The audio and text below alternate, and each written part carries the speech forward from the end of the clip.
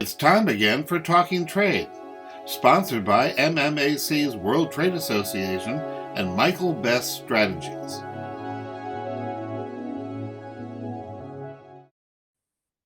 Welcome to Talking Trade. I'm Sandi Siegel, President of ME-Day.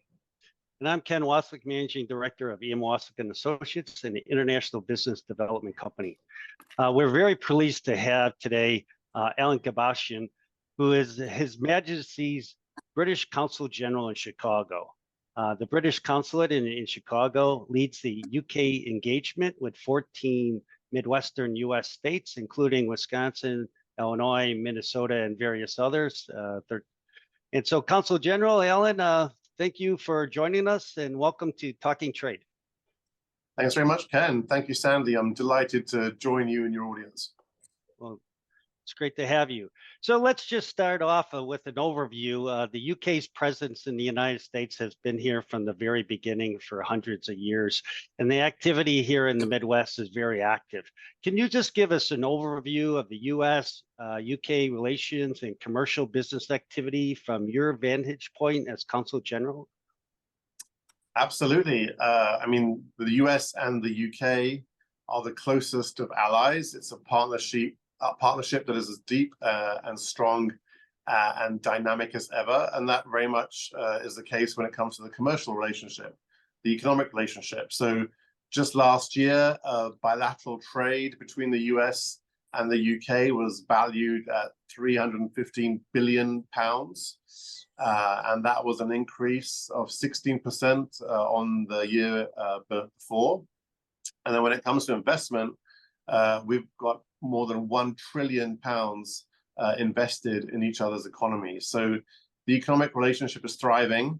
And sitting here in the Midwest, you know, we obviously play a major part in that. This is an economic powerhouse region. It's a hugely diversified economy. And the majority of the team that I lead at the consulate in Chicago is engaged on economic and commercial issues. And it's the same across the whole country. So we have seven other consulates in major cities, in addition to the embassy in Washington. And for all those consulates, commercial work is a big priority. Thank you again, Consul General, for joining us. You know, everybody, you know, still talking about Brexit and the major impact and change it had for everyone, of course, in the UK and our trade partners. So it certainly brought a lot of uncertainty for businesses and a lot of concern initially. Looking at it today, several years later, how do you feel, or did it, you know, has it impacted the UK dramatically in regards to exiting the EU and the business climate and relations with the US? What are your thoughts where we stand today? Well, thank you, Sandi, for the question. I think it's really noticeable. When I first arrived in this role in 2020, I was asked about Brexit relatively frequently by companies, because companies were still looking for answers to their questions. And now, in 2024, I'm hardly asked about Brexit at all. I think companies now have the certainty they need. They understand that the opportunities are hugely available to them. The fact that we've had different frameworks agreed, including the Windsor framework, which the Prime Minister announced, it's all set about to create certainty and clarity for business. I think the trade data speaks for itself between the US and UK. It's trending upwards. And you know, since leaving the European Union, the UK has been allowed to pursue its own international trade policy. We couldn't do that as a member of the European Union because trade was a European Union competence. Each individual member state did not have the freedom to have its own trade policy. It was always done as a bloc. So now that we are outside the European Union, we can pursue our own trade objectives in a way that makes most sense for UK interests and the interests of the individual countries that we have relationships with. We no longer have to take into account the often very different interests of 27 other European Union member states. Well, on that note of setting your own trade policy, you know, early on after Brexit, there was a lot of talk, especially on this side of the ocean in Washington about a free trade agreement between the UK and the US. Since that time, it seems like very little progress has been made on a FTA between the UK and the US. However, we've also seen that the UK has inked some agreements, collaborative agreements with various states, individual states here in the US. Can you comment and describe some of these agreements and the advancements? And finally, probably the second is there going to be a FTA between the UK and the US anytime soon? Well, let me take the FTA question first, Ken. So you're absolutely right. We started negotiating a free trade agreement in May 2020 under the last Trump administration, and we made good headway with that. The negotiations went really well, and a lot of ground was covered. I think because we were doing it all virtually, it sped everything up. We weren't having delegations get on planes back and forth. So that negotiation got us to a certain point until the presidential elections in 2020. And then it became clear once Biden administration came in that this administration didn't see FTAs as something they wanted to pursue, not just with the UK, with a number of different countries. Trade policy took a different direction, which is absolutely fine, and each administration sets its course. We've had a fantastic economic dialogue with this administration.